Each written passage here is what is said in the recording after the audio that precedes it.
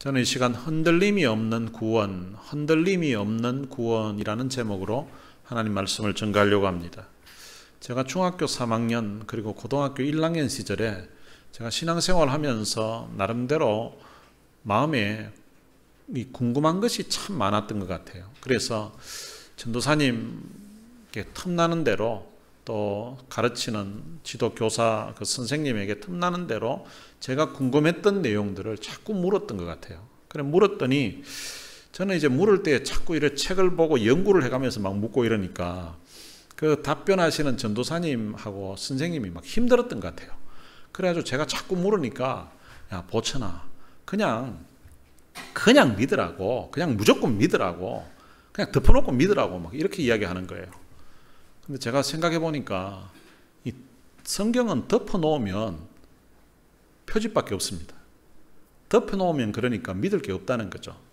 사실은 성경은 덮어놓고 믿는 것이 아니라 성경을 펴서 읽어가면서 그리고 깨달아가면서 그렇게 믿어야 믿음이 제대로 생길 수가 있습니다. 기독교의 믿음은 굉장히 논리적입니다. 성경을 덮어놓고 맹목적으로 믿는 것이 아니라 성경은 우리가 무엇을 믿어야 되는지 그리고 우리가 어떻게 믿어야 되는지에 대해서 아주 구체적으로 논리적으로 설명을 해 놓았습니다. 성경에는 매우 논리적이고 합리적인 그 설명으로 가득 차 있습니다. 많은 사람들이 믿음은 이성과는 상관없다고, 이성을 배제한다고 이렇게 선입관을 가지고 있습니다. 그렇게 생각하기 때문에 이 확고한 믿음 위에 기초를 세우지 못하고 신앙생활하는 그런 경우들이 있습니다. 기초가 튼튼하지 않으면 어려움이 닥칠 때에 그 믿음이 마치 모래 위에 쌓은 집과 같아서 그냥 허물어지게 되는 것입니다. 복음을 논리적으로 설명하는 데에 가장 크게 기여한 사람이 있다면 그 사람은 사도 바울이라고 할 수 있습니다. 우리가 지금 보고 있는 이 로마서는 굉장히 논리적인 책입니다. 그래서 성경에 보면 그러므로 그런적이라는 접속사가 계속해서 나옵니다. 이 그러므로 그런적이라는 이 단어가 나온다는 말은 앞에 부분 내용과 그리고 뒤에 설명하는 이 내용이 논리적으로 연결이 되어 있다는 것입니다. 물론 믿음이라는 것이 논리적으로 설명한다고 해서 믿음이 생기는 것은 아닙니다. 하나님의 말씀을 들을 때에 성령님께서 우리 마음을 열어주시고 그리고 우리 마음에 깨닫게 해주시고 우리 마음에 설득해 주시고 우리 마음에 감동을 주실 때에 그때 믿음이라는 것이 생기게 됩니다. 그래서 이 믿음은 하나님의 선물이라고도 합니다.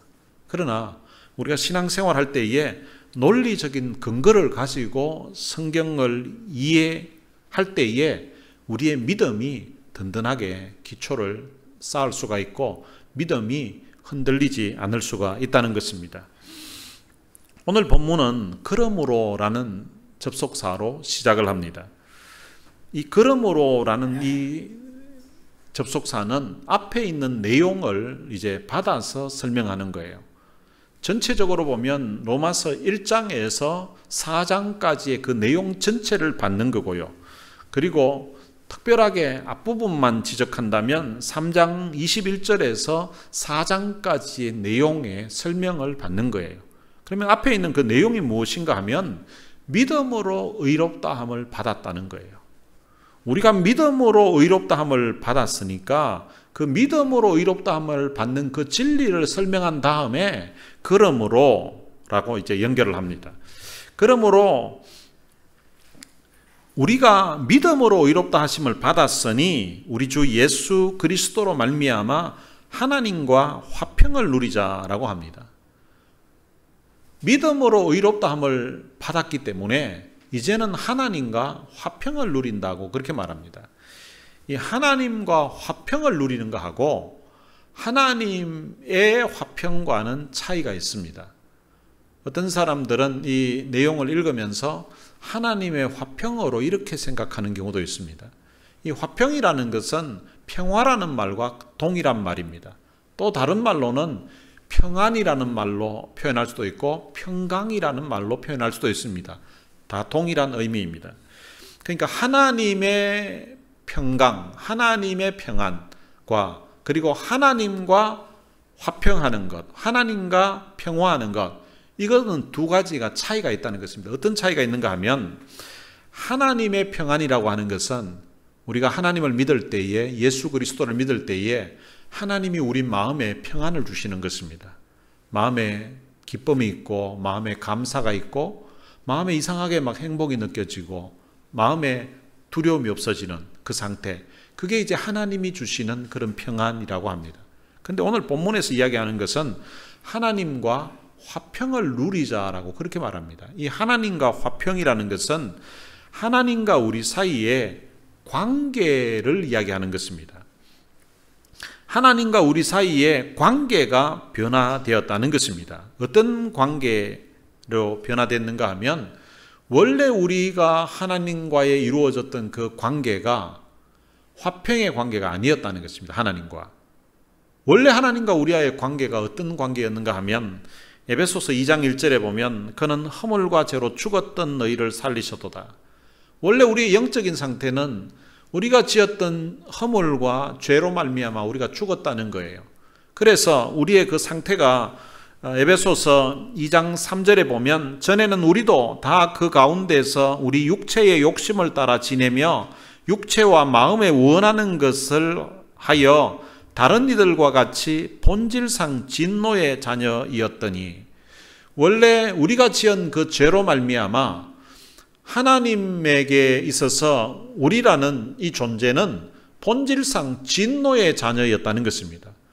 허물과 죄를 지었기 때문에 그 허물 때문에 하나님께서 우리들을 대할 때에 진노의 대상으로 그렇게 보신다는 것입니다.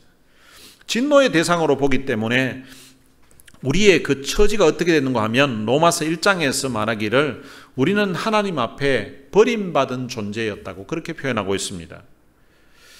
하나님이 그들의 마음의 정욕대로 더러움에 내버려 두사, 그러니까 범죄한 그 하나님의 인생, 범죄한 인생들을 그냥 하나님께서 내버려 뒀다는 거예요. 하나님께서 그냥 버려두셨다는 것입니다.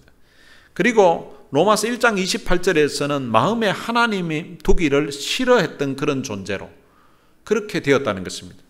그러니까 또한 그들이 마음에 하나님 두기를 싫어하며 하나님께서 그들을 그 상실한 마음대로 내버려 두사 합당하지 못한 일을 하게 하셨으니, 그러니까 죄를 짓고 나니까 마음에 하나님 두기가 부담스러운 거예요. 마음에 하나님을 모시고 있으려고 하니까 양심의 가책이 되고 두려운 거예요. 그래서 아예 마음에 이제 하나님을 마음에서 제거해 버리는 거예요. 하나님 없이 하나님의 존재를 아예 생각도 안 하고 그렇게 사는 거예요.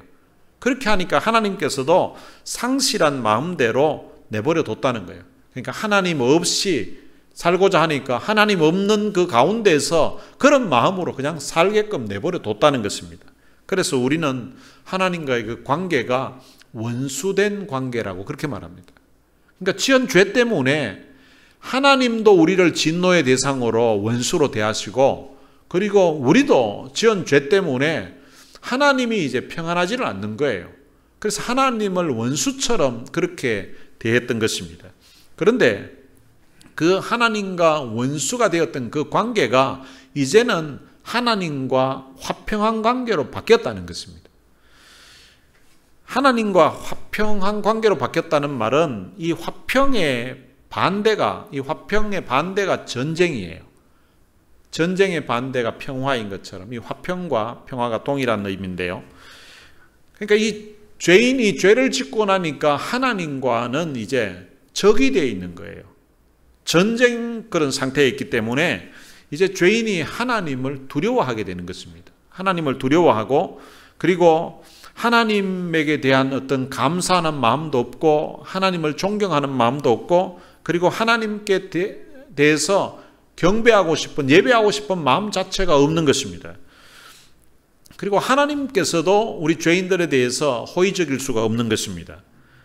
오히려 진노하시고 심판하시는 그런 모습으로 우리 인생을 대하시게 된 것입니다. 그렇게 하나님과의 관계에서 원수가 된 이유가 뭔가 하면 죄 때문이라는 것입니다. 그 죄 때문에 우리가 의를 상실했다는 것입니다. 그런데 우리가 죄 사함을 받음으로 말미암아 하나님과 화평하게 되었다는 것입니다. 그 화평하게 된 그 근거가, 이유가 무엇인가 하면 바로 예수 그리스도 때문이라는 것입니다. 바로 예수 그리스도로 말미암아 우리가 화평하게 되었다는 것입니다. 원래 하나님의 성품에는 여러 가지가 있지만 대표적인 성품 두 가지가 있다면, 하나는 하나님은 공의로우신 분이라는 것입니다. 또 하나는 하나님은 사랑의 하나님이라는 것입니다. 이 공의롭다는 말은 하나님은 법대로 처리하시는 거예요. 죄를 지은 사람에게는 그대로 벌을 주는, 그게 이제 공의로운 거예요. 그런데 하나님은 동시에 사랑의 하나님이라고 성경은 말합니다. 공의로우신 하나님은 죄 지은 우리 인생들을 벌 주셔야 되는 거예요. 그런데 하나님은 사랑이 많으셔서 비록 죄를 지었지만 그들을 벌 주시는 것을 원치는 않으시는 거예요. 그러니까 이 곤란한 상황에 처하게 됐는데, 이 곤란한 문제를 하나님이 예수 그리스도를 통해서 해결하셨습니다. 예수 그리스도가 누구신가 하면 그분은 원래 하나님이셨습니다. 하나님과 동등된 분이셨는데 그분이 우리 인생들을 구원하시기 위해서 사람의 모양으로 이 땅에 찾아오셨습니다. 그리고 그분이 이 땅에 33년을 사시면서 율법의 그 모든 규정을 다 지키셨습니다. 그래서 그분은 죄가 없으신 분입니다. 그런데 죄 없으신 그분이 우리 죄를 친히 담당하시고 십자가에 돌아가셨습니다. 하나님은 하나님의 그 공의로운 성품에서 나오는 죄 지은 일을 벌하고 심판해야 되는 그것들을, 그 죄를 그의 아들 예수 그리스도에게 다 담당을 시키시고, 그 아들이 십자가에 있을 때에 그 모든 저주와 그리고 심판을 다 거기에 행하셨던 것입니다. 그래서 예수님이 우리 모든 죄를 담당하시고 십자가에 돌아가시고 다시 부활하셨습니다. 예수님이 부활하셨다는 것은 우리의 죄를 담당하시고 주님이 죽으신다고 하셨는데, 그 부활을 통하여서 우리 죄가 사함 받게 되었다는 것을 증명을 하게 된 것입니다. 그래서 이제 우리는 그 예수 그리스도를 믿으면 구원을 얻는다고 하나님이 그렇게 이제 법을 만들어 놓으신 거예요. 그것이 요한복음 3장 16절에 보면, 하나님이 세상을 이처럼 사랑하사 독생자를 주셨으니 이는 그를 믿는 자마다 멸망하지 않고 영생을 얻게 하려 하심이니라. 원래는 율법을 다 지켜야 하나님 앞에 의롭다고 인정받을 수 있겠지만, 근데 그 율법을 다 지켜서 하나님 앞에 의롭다고 인정받을 수 있는 인생이 아무도 존재하지 않는 거예요.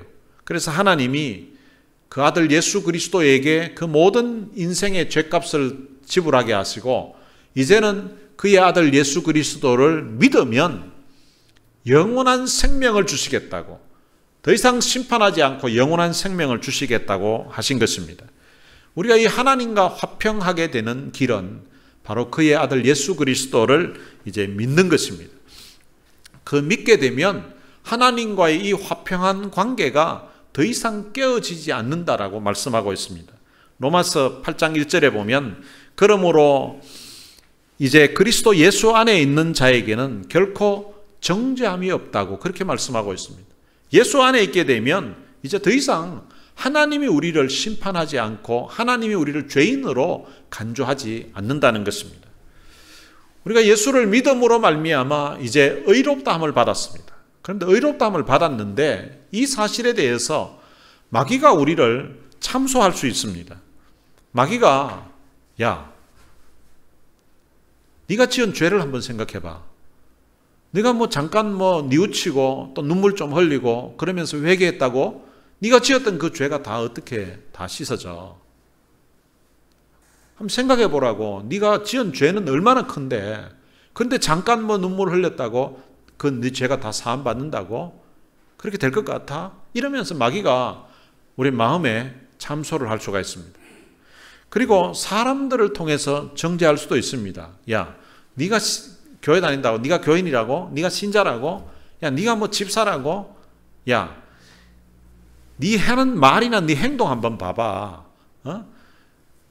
그런다고 너 예수 믿는다고 너 모든 죄가 다 없어지겠어? 너 같은 것이 구원받아? 야, 너 같은 것이 천국 가면 세상에 천국 못 갈 사람 없겠다. 이런 식으로 이제 자기를 아는 사람들이 정죄할 수가 있습니다. 그리고 자기 양심이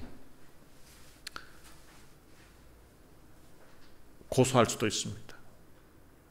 야, 남들은 몰라도 너는 너 자신 알잖아. 어떻게 너 같은 게 의롭다고 할 수 있냐고. 네가 뭐 예수 믿었다고 너 과거에 행했던, 남들이 모르는 가운데 행했던 그런 것들이 다 없어지냐고. 너도 양심이 있으면 한번 생각해봐. 이렇게 너가 행했던 그런 모든 일들이 만약에 다 까발려지게 되면 너 얼굴 들고 다닐 수 있겠어? 그런데 너 같은 놈이 어떻게 의롭다고 할 수 있어? 이렇게 이제 할 수 있다는 것입니다. 그렇지만 우리가 이 복음을 제대로 이해하고 우리가 믿음으로 예수 그리스도를 영접하고 그리고 하나님의 자녀가 되게 되면 사실은 다른 사람들이 정죄하는 것이 문제가 아니라 내 양심이 고소하는 것이 문제가 아니라 내가 내 자신이 구원받았다는 이 사실이 믿겨지지 않을 만큼 너무나 감격스럽고 너무나 충격적으로 와닿을 수 있습니다. 존 뉴턴이라는 분이 있는데 이분은 노예 상선, 그러니까 흑인들을 아프리카에서 잡아서 그 사람들을 노예로 팔아먹는 그것을 이제 사람들을 실어 나르는 그 노예 상선에 선장하던 사람이었습니다. 그런데 이 사람이 예수 그리스도를 믿게 되었고 나중에 이 사람이 영국 국교의 목사가 되었습니다. 그런데 그분이 쓴 찬송시가 있습니다. 그 찬송시 그 가사 첫 줄이 뭔가 하면 나 같은 죄인 살리신 주 은혜 놀라워. Amazing Grace라는 곡입니다. 나 같은 죄인 살리신. 사람들을 잡아다가 팔아먹는 그런 인신매매의 어떤 주범이라고 할 수 있는 거기에 노예 선장이었던 자기 같은 참 인간 말종이요 막장 인생을 살던 인생인데 그런 인생을 뉘우치고 예수 믿게 해주신 그래서 구원해 주신 그 하나님의 은혜를 생각하니까 자기 자신이 안 믿겨질 정도로 너무너무 놀랍다는 것입니다. 나 같은 죄인 살리신 주 은혜가 너무너무 놀랍다는 것입니다. 어떤 목사님이 이 찬송 부르면서 너무 큰 은혜를 받아서 마치 그 존 뉴턴 그 목사님처럼 은혜를 받아서 이 목사님이 늘 이 찬송만 부르는 거예요. 주일 대배 때도 이 찬송 부르고 수요 예배 때도 이 찬송 부르고 새벽 기도 때도 나 같은 죄인 살리신 이 찬송 부르고 심지어는 신방 가도 이 찬송 부르고 병문안 가도 병원에 가도 이 찬송 부르고 장례식 때에도 이 찬송 부르는 거예요. 근데 젊은 장로님 한 분이 목사님 찬송가를 불러도 늘 어떻게 그 찬송만 부르시냐고. 좀 이 찬송이 나 같은 죄인 살리신 이 찬송이 좀 느리잖아요. 그러니까 이 젊은 장로님 느끼기에는 늘 막 축 처져가지고 이게 분위기 깔려가지고 이러니까 그게 별로 안 좋았던 거예요. 그래서 장로님이 목사님에게 목사님 찬송가를 이제 다른 찬송을 좀 불렀으면 좋겠다고. 그랬더니 이 목사님이 장로님 이 찬송가요. 제가 이 찬송을 부르면서 얼마나 큰 은혜를 받았는지 이 찬송가만 부르면 그때 은혜 받을 때 그때가 생각이 납니다. 그래서 지금도 그 찬송 부를 적마다 그때가 생각이 나서 너무 감격스럽고 너무 감사해서 우리 성도들도 제가 이 찬송 부를 때에 처음 은혜를 받았던 그때의 그 은혜, 그 감격을 좀 느껴봤으면 해서 그래 이 찬송 부릅니다. 장로님도 이 가사의 의미를 생각하면서 한번 불러보십시오. 이랬더니 이 장로님이 목사님 찬송가가 600곡이 넘는데 하필 왜 찬송가 그 305장 그것만 그렇게 계속 부르시냐고 다른 곡도 좀 불렀으면 좋겠습니다. 그랬더니 이 목사님이 장로님 이 찬송가가요 가사의 의미를 생각하면서 부르면 너무 은혜롭고 너무 좋다고 장로님도 가사의 의미를 생각하면서 한번 불러보시라고. 그랬더니 장로님이 목사님 찬송가가 304장도 있고 306장도 있는데 하필 왜 305장만 그렇게 부르시냐고 이렇게 한 거예요. 그랬더니 목사님은 또 했던 소리 또 하시고 이 찬송 너무 은혜롭게 좋다고 이제 이야기한 거예요. 그러니까 이 장로님 마음에 이제 시험이 들었습니다. 우리 목사님은 저 고집이 세가지고 저 뭐 아무리 이야기해도 저 들을 생각을 안 하신다. 이제 앞으로는 목사님인데 뭐 건이고 뭐고 할 것도 없고 목사님 알아서 그냥 목회하시라고 그냥 이렇게 이제 마음의 문을 닫았습니다. 그런데 얼마 후에 이 장로님이 차를 타고 가시다가 교통사고를 크게 당한 거예요. 교통사고가 맞은편 차가 중앙선을 침범하는 바람에 크게 사고가 나서 완전 죽다가 살은 거예요. 그래서 장로님이 입원을 하신 거예요. 그 장로님이 이제 중환자실에 입원해 계시다는 그 소식을 듣고 이 목사님이 다른 장로님들하고 권사님 연락해가지고 교육자들하고 병원에 신방을 갔습니다. 신방 가서 목사님이 찬송가 또 305장을 또 불렀습니다. 나 같은 죄인 살리시. 그런데요, 이 장로님이 나 같은 죄인 살리신 이 찬송을 목사님이 장로님들하고 교인들이 같이 와서 부르는데 나 같은 죄인 살리신 그 1절 가사 나오면서부터 이 장로님 눈에서 막 눈물이 흐르기 시작했습니다. 사실은 나 같은 죄인 살리신 그것도 살린 거지만 이번에 참 중앙선을 넘어오는 그 차에 진짜 막 죽을 상황이었는데 근데 그 사고 가운데서 살려주신 그 하나님의 은혜가 또 너무 감사하고 근데 또 영적으로 보니까 자기 같은 죄인을 살려주신 하나님의 은혜가 너무 감사해서 찬송가 1절부터 4절까지 부르는데 하염없이 눈물이 나는 거예요. 전에는 이 찬송 부르면 그냥 거부 반응이 왔었는데 그런데 이 찬송이 막 너무 은혜가 되는 거예요. 그 병상에서 목사님과 장로님들, 교인들이 불러주는 그 찬송 소리가 너무 큰 위로가 되고 너무 큰 은혜가 된 거예요.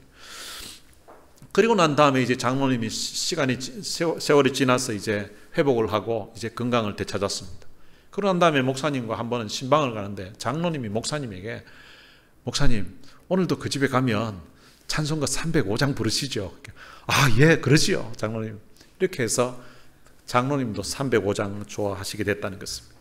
그럼 찬송가야 305장을 부를 수도 있고 304장을 부를 수도 있고 306장을 부를 수도 있고 복음성가를 부를 수도 있습니다. 그러나 어떤 찬양을 하든 간에 우리가 하나님 앞에 기도할 때 하나님 앞에 예배할 때마다 나 같은 죄인 살리신 이 주님의 은혜에 대한 이 감격이 우리의 가슴에서 식으면 안 된다는 사실입니다. 오늘 여러분들의 가슴 속에 혹시 마귀가 여러분들을 정죄하고 다른 사람들이 너 같은 것이 어떻게 하나님 앞에 의롭다함을 받을 수 있고 너 같은 것이 어떻게 구원받아 또 여러분들의 양심이 스스로도 혹시 여러분들의 마음에 어떻게 나 같은 것이 하나님 앞에 구원받은 백성이라고 할 수 있을까 하는 그런 소리가 들린다 할지라도 오늘 말씀은 오늘 나 같은 죄인을 위해서 주님이 십자가에 죽으심으로 말미암아 의로운 인생이 되었다는 이 사실에 대한 확신이 여러분들에게 있게 되시기를 주님의 이름으로 축복합니다. 이렇게 하나님과의 화평을 이루게 되면 이 화평을 누리자고 했는데 그러면은 그 사람들의 마음에 하나님의 평안이 주어지게 됩니다. 이 하나님의 평안이라는 것은 세상이 주는 그런 기쁨, 즐거움 그런 것과는 차원이 다른 것입니다. 때때로 우리의 삶에 어려움이 찾아오고 고난이 찾아왔을 때에 그리고 경제적인 어떤 어려움, 육체적인 어떤 질병 이런 것이 찾아왔음에도 불구하고 하나님이 우리의 마음에 평안을 주시게 되면 환경과 상관없는 그런 평안을 우리가 누리게 되는 것입니다. 어떤 경우에는 통장에 돈이 다 바닥이 나고 당장 살아갈 길이 없는 것 같은데 근데 하나님이 우리의 마음에 은혜를 주시게 되면 우리의 마음에 이해할 수 없는 평안을 경험하게 됩니다. 지금 당장 먹고 사는 문제가 해결된 것도 아니고 렌트비 문제가 해결되는 것도 아닌데 지금 당장 직장이 생겨진 것도 아니고 일거리가 있는 것도 아닌데 하나님이 주시는 이런 평안이 임하게 되면 그런 가운데서도 평안을 누릴 수가 있다는 것입니다. 때로는 사람들이 몸에 질병이 있게 되면 마음에 짜증이 나고 마음이 불편하고 그리고 고통을 느끼게 되는데 그런데 하나님의 평안이 임하게 되면 몸에 질병이 찾아왔음에도 불구하고 심지어는 불치의 병임에도 불구하고 그런 가운데서도 마음의 평안을 누리게 된다는 것입니다. 심지어는 죽음 앞에서도 평안을 누리게 됩니다. 그래서 신앙인들이 마지막 생을 마칠 때 보면 정말로 마음에 얼굴에 그 마음의 평안이 그대로 나타나서 마치 어린아이와 같은 그런 표정으로 평안히 숨을 거두게 되는 그런 모습을 보게 되는 것입니다. 하나님이 그들에게 평안을 주셨기 때문인 것입니다. 오늘 우리 신앙인들은 하나님과 이 화평을 누려야 된다고 성경은 말씀하고 있습니다. 이 누리려고 하면 우리와 하나님과의 관계에서 이제 화평한 관계라고, 평화의 관계가 이루어졌다는 것을 우리가 깨달아야만 됩니다. 6.25 전쟁이 끝나고 나서 그 전쟁통에 지리산에 숨었던 사람들이 있는데, 그 지리산에 숨어 있는데 전쟁이 다 끝이 났는데, 전쟁이 종식되었는데 전쟁이 끝난 줄을 모르고 몇 년 동안을 그 지리산의 동굴에 숨어가지고 그렇게 지냈던 사람들이 있다는 이야기를 들은 적이 있습니다. 그런 일이 미국에도 있었습니다. 2차 세계대전 때에 하와이의 그 산의 동굴에 오랫동안 몇 년을 거기에 숨어서 지낸 거예요. 전쟁이 끝났음에도 불구하고 그들이 전쟁이 끝났다는 소식을 듣지 못해서 바깥에 나가면 혹시나 죽을까 싶어서 동굴에 숨어 지냈다는 것입니다. 마치 그것처럼 교회 다니면서도, 신앙생활 하면서도 하나님과 우리 사이에 이제는 관계가 화평한 관계로 이제 바뀌었는데, 그런데 마치 그 전쟁이 끝났음에도 불구하고 하나님이 우리를 지금도 원수처럼 대하시고 지금도 진노의 하나님으로 있는 줄 알고 두려움에 떨면서 그렇게 신앙생활하는 사람이 있다는 것입니다. 우리는 하나님과 화평을 누려야 됩니다. 우리의 삶 속에서도 하나님과 화평을 누려야 됩니다. 사단이 우리를 정죄한다 할지라도, 야, 너 같은 것이 어떻게 의로워? 너 같은 것이 어떻게 구원받을 수 있어? 그리고 다른 사람들이, 야, 네가 천국 가면, 야, 천국 못 갈 놈 누가 있겠냐고 이렇게 누가 이야기한다 할지라도, 우리 양심이, 야, 사람들은 몰라도 너는 너 자신 알 거 아니야, 이렇게 우리 양심이 우리를 고소하고 참소한다 할지라도, 그때 말 들어보니까 그런 것 같아. 나 같은 놈이 어떻게 구원받아? 난 자격 없는 놈이야. 이렇게 말할 것이 아니라, 맞아, 나 자격 없는 놈 맞아. 마귀가 이야기해도 그거 맞아. 사람들이 이야기해도 그래 맞아. 내 양심이 이야기해도 맞아. 내가 생각해도 나 같은 놈 구원받을 자격 없어. 그런데 내 모든 죄를 하나님이 그의 아들 예수님에게 다 지우시고 예수님이 날 대신해서 십자가에서 돌아가셨대. 그분이 내 모든 죄값을 다 담당해 주셨대. 그래서 하나님이 나를 의롭다고 인정해 주셨대. 법정에서 판사가 무죄라고 선고하게 되면 죄가 없는 것처럼 하나님이 나를 향하여서 이제 너는 죄가 없다고, 너는 죄가 있었지만 예수님의 그 보혈로, 예수님의 공로로 너 모든 죄값을 지불했기 때문에 내가 너를 의롭다고 하나님이 그렇게 말씀하셔. 그렇기 때문에 네가 날 정죄해도 소용없어. 하나님이 나를 의롭다고 하시기 때문에 라고 그렇게 자신 있게 선포할 수 있어야 되는 것입니다. 그리고 이 2절에 보면 또한 그로 말미암아 우리가 믿음으로 서 있는 이 은혜의 들어감을 얻었다고 그렇게 말씀하고 있습니다. 그로 말미암아는 바로 예수님을 이야기합니다. 그로 말미암아 우리가 믿음으로 서 있는 이 은혜의 들어감을 얻었다고 하는데, 이것이 무엇을 의미하는가 하면 우리가 믿음으로 하나님 앞에 하나님의 자녀로 이렇게 서 있게 되었다는 것입니다. 더 이상 하나님 앞에 죄인으로 서 있는 것이 아니라, 하나님 앞에 종으로 서 있는 것이 아니라 예수 그리스도로 말미암아 우리가 하나님 앞에 당당한 아들로, 당당한 딸로 서 있게 되었다는 것입니다. 그것도 겨우 은혜에 비집고 들어가 가지고 어떻게 해야 될지 몸둘 바를 몰라서 구석에 있는 것이 아니라 은혜의 보좌 앞에 담대히 나아가서 하나님의 자녀로 서 있게 되었다는 것입니다. 여러분, 이 사실이 얼마나 감사한지 모릅니다. 여러분, 우리의 신분과 처지가 이제는 완전히 바뀌었습니다. 전에는 우리가 죄인이었는데, 전에는 하나님의 진노의 대상이었는데 예수님이 우리를 위해서 십자가에 돌아가심으로 말미암아 우리가 이제는 하나님 앞에 죄인이 아니라 하나님 앞에 의로운 인생으로 하나님의 당당한 사랑받는 자녀로 설 수 있게 되었다는 것입니다. 그리고 하나님이 우리를 대하시는 태도가 이제는 다릅니다. 전에는 우리가 하나님의 진노의 대상이었는데 이제는 축복의 대상입니다. 이제는 하나님의 사랑받는 자녀라는 것입니다. 하나님이 은혜로운 눈빛으로, 얼굴빛으로 우리들을 대하시고 계신다는 것입니다. 뿐만 아니라 우리가 하나님 앞에 기도하면 우리의 기도를 들으시고 응답해 주시는 너무나 좋으신 분으로 우리가 상황이 바뀌었다는 것입니다. 여러분, 이 은혜의 자리에서 쫓겨나는 일은 없습니다. 이 은혜의 자리에 우리가 서 있는데 아주 확고하게, 굳건하게, 든든하게 서 있다는 것입니다. 그래서 이제는 더 이상 거기에서 쫓겨나는 일은 없습니다.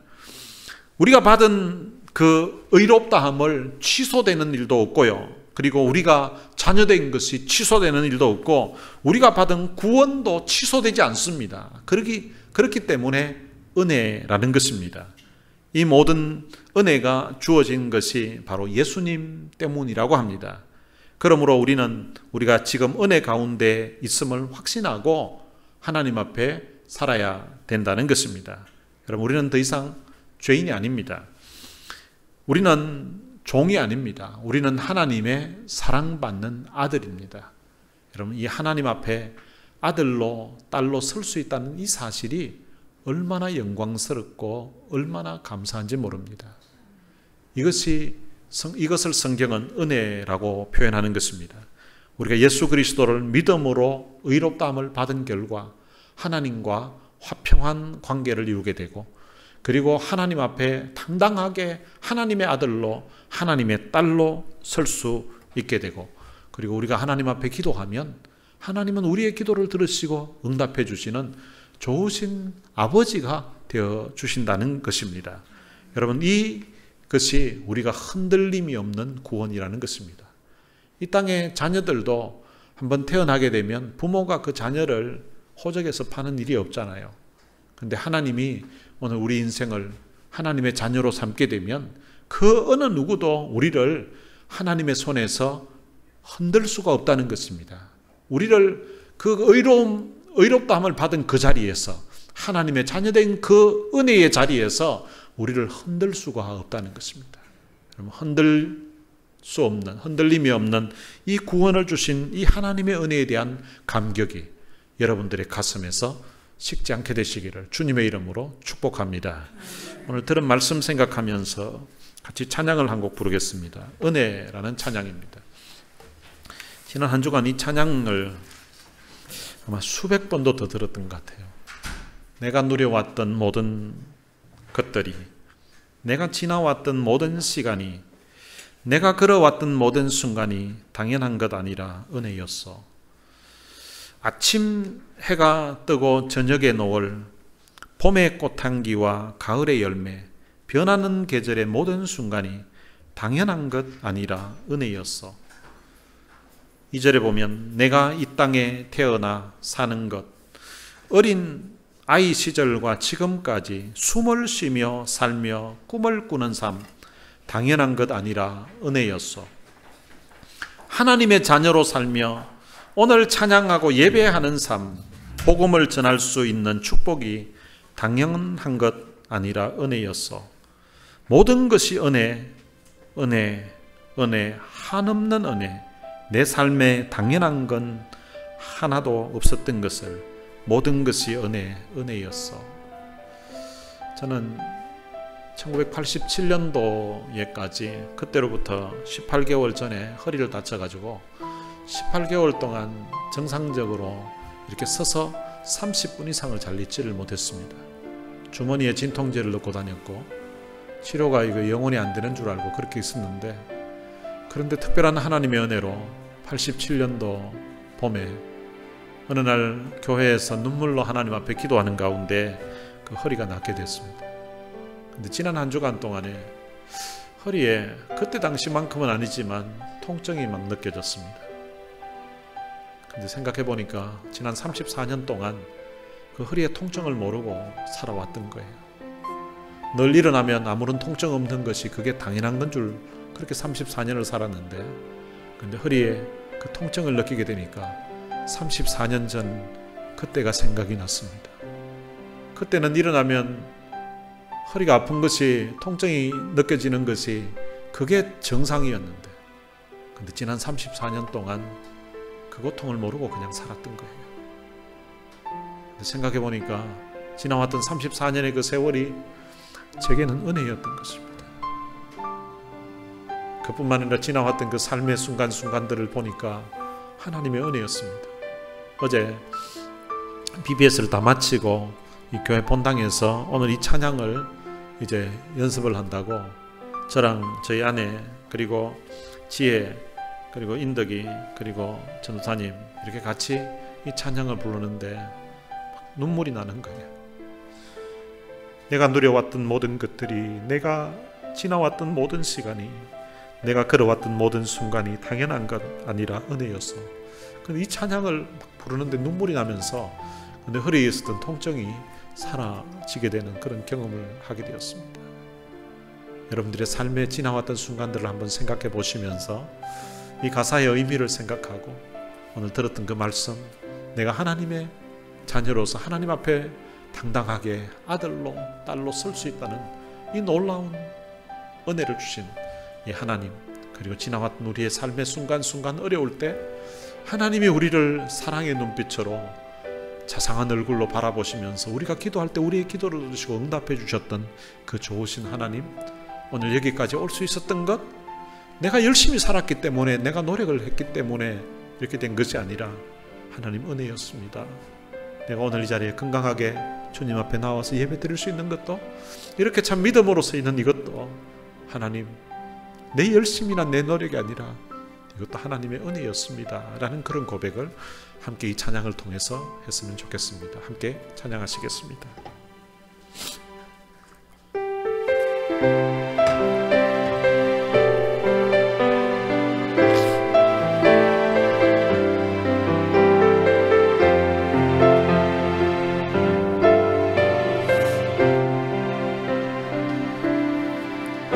내가 누려왔던 것들이, 내가 지나왔던 모든 시간이, 내가 걸어왔던 모든 순간이 당연한 것 아니라 은혜였소. 아침 해가 뜨고 저녁에 노을, 봄의 꽃향기와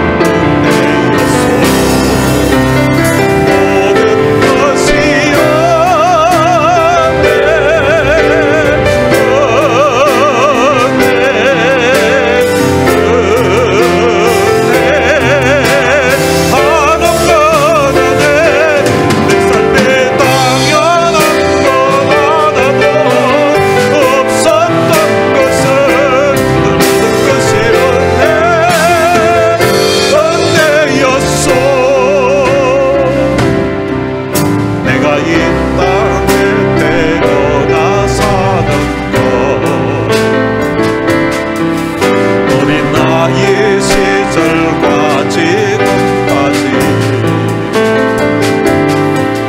숨을 쉬며 살며 꿈을 꾸는 삶 당연한 것 아니라 은혜였소. 내가 하나님의 자녀로 살며 오늘 찬양하고 예배하는 삶, 복음을 전할 수 있는 축복이 당연한 것 아니라 은혜였소.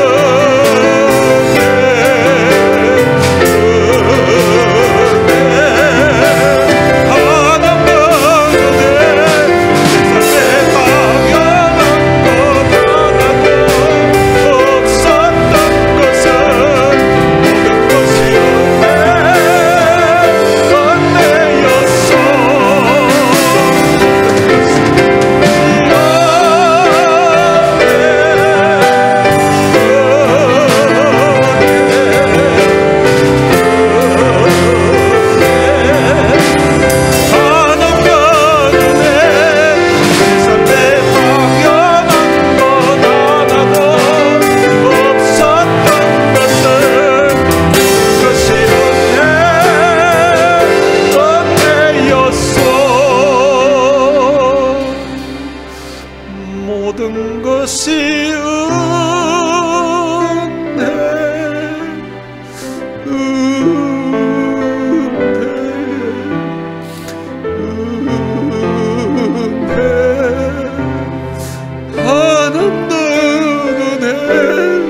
내 삶에 당연한 것 하나도 없었던 것을 모든 것이 은혜였소.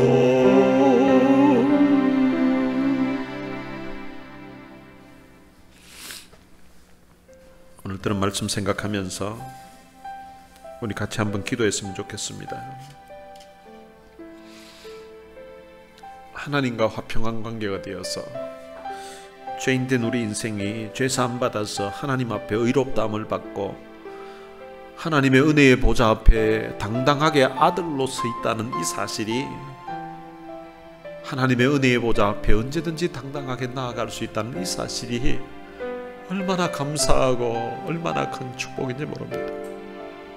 하나님이 더 이상 우리 인생에 이제 두려운 존재가 아니라 너무나 날 사랑의 눈빛으로 바라보시는, 너무나 자상하고 너무나 은혜로우시고 좋으신 하나님으로, 좋으신 아버지로 모시고 살 수 있다는 이 축복이 얼마나 큰 것인지 모릅니다.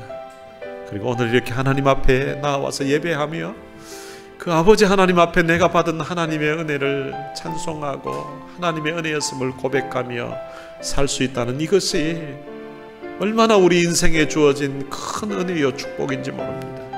오늘 이 받은 사랑, 받은 은혜, 또 지나왔던 우리의 삶에 당연한 것인 줄 알았는데 지나고 생각해 보니까 맞습니다. 하나님의 은혜였습니다. 하나님의 은혜로 여기까지 왔습니다. 이 모든 것이 하나님의 은혜였습니다. 은혜 아닌 것이 하나도 없습니다. 라는 이런 고백을 오늘 우리 입술로 하나님 앞에 드렸으면 좋겠습니다.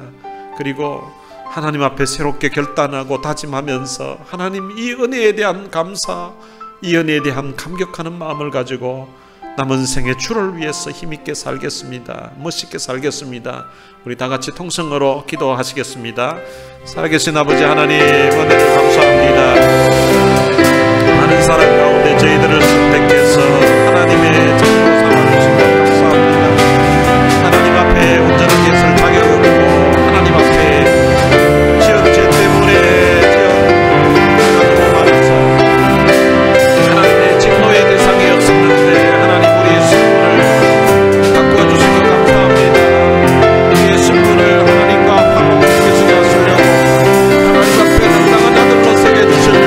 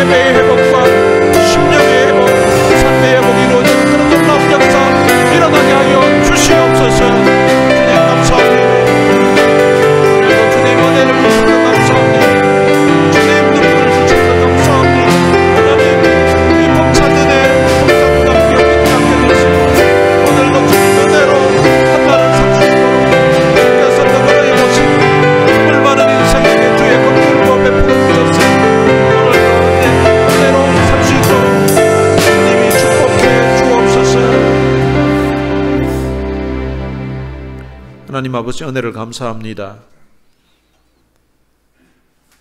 우리가 지었던 죄로 말미암아 우리는 본질상 진노의 자녀에 속하였습니다마는 그러나 하나님께서 우리가 지었던 모든 허물과 죄를 그의 아들 예수 그리스도에게 담당하시고 그 예수님이 우리를 대속해서 십자가에 돌아가심으로 말미암아 우리가 하나님 앞에 의로운 인생으로 설 수 있도록 해주신 것 참으로 감사합니다.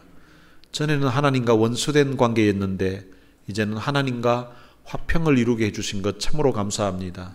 이제 이 하나님의 은혜의 보좌 앞에 하나님의 사랑받는 아들로 사랑받는 딸로 당당하게 설 수 있도록 해주신 것 참으로 감사합니다.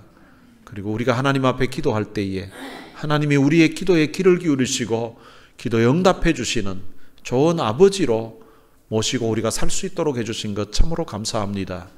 하나님, 우리가 함께 불렀던 찬양 가사 내용처럼 우리가 이렇게 구원받아서 하나님의 자녀가 된 것도 그리고 지금까지 하나님을 아버지로 모시고 살 수 있었던 것도 우리의 삶에 베풀어 주신 하나님의 은혜였습니다. 오늘 우리의 삶에 부어주신 이 하나님의 이 은혜에 대한 이 감사와 이 감격이 우리의 가슴에서 식지 않도록 도와주시고 이 은혜에 대한 벅찬 감사와 감격하는 마음을 가지고 주님의 몸된 교회를 일평생 우리의 목숨 다하는 날까지 섬기며 살 수 있도록 축복해 주옵소서. 우리 주 예수 그리스도의 은혜와 하나님의 무한하신 사랑과 성령님의 위로교통 충만하심이 하나님 베풀어 주신 이 귀한 은혜에 대한 감사와 감격한 마음을 가지고 남은 삶을 주를 위해 살 것을 마음에 다짐하는 주의 귀한 자녀들 머리머리 위에 이제로부터 영원토록 함께 있을지어다. 아멘.